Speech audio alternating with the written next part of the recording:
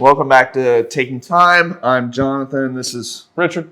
Today we're going to be doing something a little cool. Right. Yeah. We're going to be comparing vintage and why it matters in comparison to modern pieces. Yeah, stick around.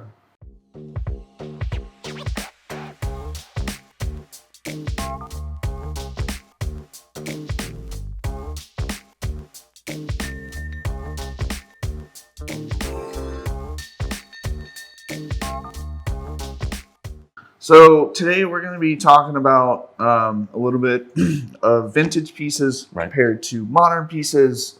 So what makes a vintage piece vintage? Well, I think it's the year. You think? I think it's being old. I think that's part of it.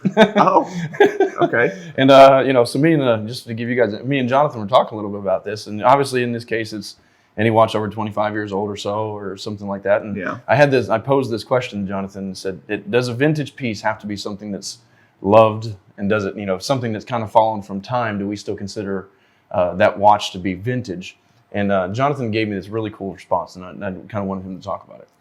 Well, my take on it is not necessarily like it needs to be something that's loved, but it kind of is at the same time. It's something that's more about being appreciated and understanding what that is. And that you could say that's love. But anyways, so I came up with this whole romance concept that it's essentially like modern pieces are like Honda Civics. In my personal opinion, this is my take on this. Right. The entire layout of the modernization of watches are kind of like Honda Civics. They're everywhere. Right. They're easily made. Right. Well, in certain aspects. They're quickly made and they're mass produced. Right. Vintage pieces, going back to modern, is like modern pieces, the bartender has a Rolex Submariner. Right. The waiter has, a Breitling. Mm-hmm. It's everywhere. Your girlfriend wears a Cartier. Right. Or your wife, whatever, spouse. Vintage watches, especially something like this, Rolex 1680 Redline is... We apologize in advance, by the way, because we know there's going to be a lot of people mad that we're not going to talk about this piece, but we can do 6 videos. Yeah, on this this is not about being So it's not just about this Rolex. The Rolex is starting from kind of like the initial date or anything like that. So we apologize to all the truths that are going to hate us for this, but we're just using this as an example because it's a phenomenal piece. But anyway, sorry, I didn't mean to interrupt. Vintage is something different. And I relate this a lot to cars. Right. Basically, vintage is, instead of being a Honda Civic, it's kind of like being a 1950s Ferrari. Right, okay. The guy that's driving a Honda Civic usually is probably not going to know what a 1950s steel-bodied Ferrari that's like a heavy car, right. Makes a lot of noise, goes fast on the open road, in comparison to the time. But anyways, 20 miles an hour back then was quick. Yeah. What I'm getting at is like the guy that bought that car and is driving that car. He knows. He's done the due diligence. He's learned to appreciate the car for what it is. Right. And that's what I view vintage pieces as today. Right. Okay. That's kind of the person that's going to wear a vintage piece. Yeah. Yeah, it's funny because you mentioned cars, and so I was on the hunt for something cool back in the day. Now this is long and breathy, but I was looking for a Mitsubishi 3000 GT VR4 Spider. Anybody who knows this car knows exactly what I'm talking about. The 4-wheel drive one? The 4-wheel drive, all-wheel steering, and it was the first PTO, the first convertible top that initiated by PTO system. So super technologically advanced back then. Well, basically pistons, basically. Okay. You press a button, it goes back. Okay. So it's a really cool car, and it took forever to find it. There was only 412 of them in the world back then, so the hunt was hard. It was my dream car. And the cool thing was, like, there was so much character to, I believe that you bond over things that you struggle for or you struggle with. Mm-hmm. I think the best friendships are the ones where, you've been through, pardon the French, hell and back together. You've got, you build camaraderie, kind of fighting the good fight. Yeah. And likewise, when you're looking for one of these vintage pieces, there's so much that goes into it, and there's so much character that each one of them has. That 3000 GT had, specific ticks. It had sounds. It leaked from the daggum roof, and then I had to fix that, and I had to fix all this other stuff. Likewise, you go through so much effort and turmoil and a lot of times stress and like pain and frustration looking for this watches because it's hard to get. You got to make sure you're getting the right one. You got to do all that research you're talking about. And so there's an intimate process for looking for these vintage pieces versus, hey, I want a 2021 Submariner and I'm going to go buy one. Yeah, right now. Yeah, right now. You know, it's a different thing. You know, it's just a different monster, a different character. And we really, in case you haven't figured out, we really like the vintage things. Yeah, yeah. We really like the vintage stuff. Yeah. But yeah, one thing that I figured out is that all watch guys are car guys, but not all car guys are watch guys yet. Right. Yeah. Let them get to about 30, 40 years old. Yeah. Yeah. So let's go into like kind of like the evolution of, modern pieces and what they are today. Okay. So, we've got this example of the 1680, which is the Rolex. Back in the day, this one, we're not going to get too much into the nitty gritty of the watches, but, this watch was the first Submariner that featured a date. And so that was a technology thing that was very polarizing back then. And then sort of like the evolution of different technologies, different materials, and all sorts of other things that kind of built into these watches. You got movements that are keeping more accurate time. You got a watch that, instead of just being a timekeeper, is now certified to keep time specifically well. And then you start adding all these different features and different complications and things like that. And so back in the day, it was a very simple watch.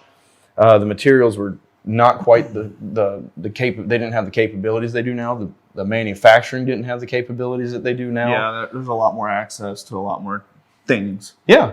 And, so we've seen the development of materials, with General Steel back in the day, and then Rolex kind of developing the 904 L steel, and then different other brands coming up with their different composites of titanium. I think you were saying something about the Tudor titanium too. Yeah, well, I mean, I was just going into whenever we were trying to figure out this video and everything, I thought it'd be a good idea to bring up Tudor, and that's kind of a realization of another aspect of modern watches. Right.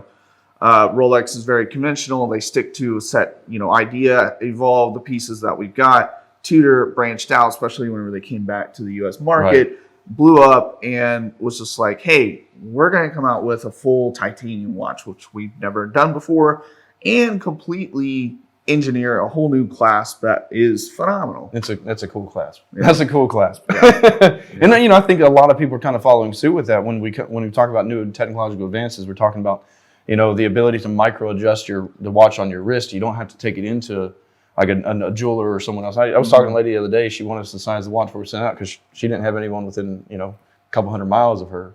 And if she had a watch that had a bracelet or that could be sized at home, that gives more access to people. Yeah. It gives a little bit more access to people that don't necessarily have access to this sort of thing. And then you got the mass production of things like you were talking about. Theoretically speaking, we're producing more and more people every year. So if we want to put a watch on every wrist, we got to be able to produce watches faster. And right. So we've built in mechanization to the watch building process. And there are some brands that are still very traditional. Patek, yeah. JLC. I mean, you got Breguet still does all their hand carving by hand by a trained artisan that. So is JLC. And Patek, they all do that. It's very, very cool. But I mean, like stamping out watches, just like to get them out there is, very like modern because it's, very quick, very, I need it now. I need, because we've got access with everything now with the internet and everything that, allows us to essentially make newer stuff more readily available at a faster rate. With better materials, right? More reliable. I mean, we've gotten this being an example, the 1680, it had like a 48-hour power reserve, and now we've got the Submariners going up to 72 hours. 72 hours with silicone hairspring. The free sprung movement as it kind of grew, and the anti gouging. You can't magnetize the watch, and all that stuff is just built in to be, by and large, a watch that will outlive its predecessors. I think that's at least the assumption because it's built better, stronger, better technology, and I think, those watches will find passed down for a couple, maybe a couple more generations than these vintage pieces. Yeah. So there is some benefits to it. Obviously, we don't think there's anything wrong with modern watches. We love them. Yeah, it's just in comparison to vintage pieces. I'll go into the advertising aspect. The marketing aspect is another thing. Modern watches in today's world, I view as a little cold. Right. Okay. I can see that. Vintage pieces were marketed with kind of a story behind the watch, Right. an intention, as being the piece is cool. It's not cool to own the piece. It's the piece is cool. Right. Difference in philosophy there. Jacques Cousteau did whatever with whatever watch, right. And there's a story behind that. Versus now, Rolex advertising is literally a lady's wrist, or a celebrity wearing the watch, just wearing it, wearing it out, Instagram, and then that's it. Yeah, you're right. And we did by the way, if you guys want to check it out, we did just do a video, an argumentative video last week. So if you haven't checked that out, we did one on the Moon watch. And again, speaking of a story, that watch had a ridiculous story. The things that thing has, the heritage that watch has in adding to American culture or world culture is amazing. So I'm hoping the tech team can put it on the video right here. somewhere over there. And I think we did some videos on subs too back in the day. So that was a few videos again. And you can probably find that. Put it right here. Put or if not above his head or something like that. Please don't cover this. Yeah, cover up the meme. So I mean, we really do love the vintage styles. We love the character that vintage gives us. We love being able to have a piece that's, this watch is still intended to be worn every day. You could probably, you could easily put this watch on as long as you're careful. You're not trying to do anything crazy about it. You can wear this watch for the indefinite future and pass that on. And that's just a cool story, because then you have so many generations that have owned this watch, and it's not hard to kind of imagine the way the kind of lifespan that this watch has had throughout its lifetime. And the same thing with this, the newer styles, the more modern pieces and things like that. You're typically not the first owner all the time, but you've owned it. You had some stories that gone into it, and each year that passes, a new watch or a modern watch becomes vintage-y. It keeps getting closer and closer to that. And so the modern pieces they're on their way, and they're building the character, they're building that story. And the modern ones don't have the same stories that the old ones had, because they've just stopped doing that level of marketing. Yeah. But there are personal ones. You can kind of I like imagining what this person did, how they lived their life, if they were a family man, or if it might have been a lady that owned. But there's just something about like modern watches today are just designed with the intention of never aging. That's and true. These pieces have aged, right? They because of the imperfections of the materials used and stuff like that. This watch in 100 years, the dial's still going to look the same, the bezel's going to look the same, right? Because if you improve the technology today, and it's just like, I don't know. It's just there's something cold. Right. I think there's a nice philosophy there. It's like the idea that if something never ages, can it be valuable? Like the idea, if we were to live forever, is life important anymore? Like if you likewise. We're just talking about watches here. I stay up all night thinking about this stuff.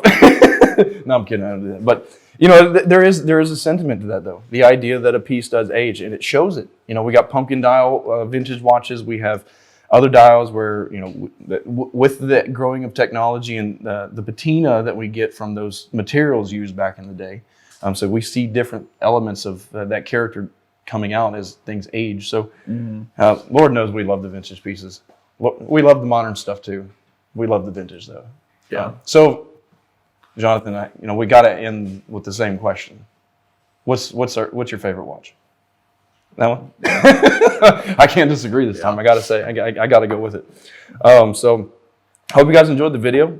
Like, comment, subscribe. I know you guys hear that from every YouTuber out in the world, but honestly, if we don't tell you, you'll probably forget. I know I watch them all the time.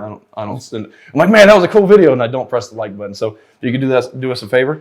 Give us some comments. If you guys want us to do a piece on this on the 1680, or you guys got something you want us to talk about, put that down in the comments. And of course, always, Penny.